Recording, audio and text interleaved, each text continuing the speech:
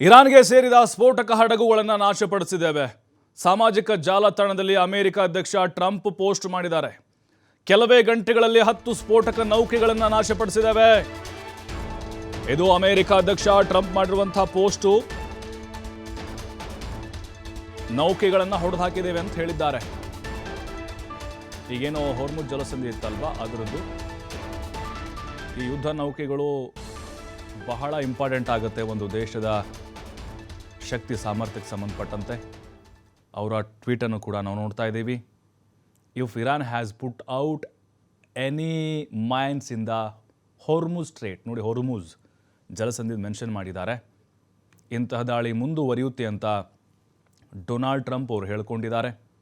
ಕೆಲವೇ ಗಂಟೆಗಳಲ್ಲಿ 10 ಸ್ಫೋಟಕ ನೌಕೆಗಳನ್ನು ನಾಶಪಡಿಸಿದ್ದೇವೆ.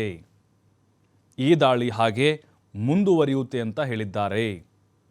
ನಾವು ಮೊದಲು ಹೇಳ್ಕೊಂಡು ಬರ್ತಾ ಇದ್ವಿ, ಟ್ರಂಪ್ ಯುದ್ಧ ನಿಲ್ಲಿಸೋ ಮಾತೇ ಇಲ್ಲ, ಮೇಲ್ನೋಟಕ್ಕೆ ಹೇಳ್ಬೋದು, ಆದರೆ ಆ ಪರಿಸ್ಥಿತಿ ಕಾಣ್ತಾ ಇಲ್ಲ.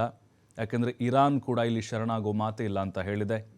ಈ ಹೊರ್ಮುಜ್ ಜಲಸಂಧಿಯ 10 ನೌಕೆಗಳೇನಿದೆ ಇರಾನ್ಗೆ ಸಂಬಂಧಪಟ್ಟಂತೂ ಅದನ್ನು ನಾಶಪಡಿಸಿದ್ದೀವಿ ಅಂತ ಹೇಳಿದ್ದಾರೆ. ಹಾಗಾದರೆ ಎಲ್ಲವೂ ಪರಿಸ್ಥಿತಿ ಈಗ ತಿಳಿಯಾಗ್ಬೋದಾ? ಅಲ್ಲಿ ಯುದ್ಧ ನೌಕೆಗಳೇನು ಸ್ಫೋಟಕ ಹಡಗುಗಳಿದಾವಲ್ಲ, ಎಲ್ಲವನ್ನು ಕೂಡ ಉಡಿಸ್ ಮಾಡಿ ಹಾಕಿದ್ದಾರೆ. ಹಾಗಂದ ಮಾತ್ರಕ್ಕೆ ಇರಾನ್ ಇಲ್ಲಿ ಸೋಲನ್ನು ಒಪ್ಕೊಳ್ತು ಅಥವಾ ತಲೆಬಾಗ್ತು ಅಮೇರಿಕಾಗೆ ಅಂತ ಅರ್ಥ ಅಲ್ಲ. ಅವರು ವಾಪಸ್ ಯಾವ ರೀತಿಯಾದಂಥ ಪ್ರತಿದಾಳಿಯನ್ನು ಮಾಡ್ತಾರೆ ಅನ್ನೋದು ಕುತೂಹಲ ಇದೆ.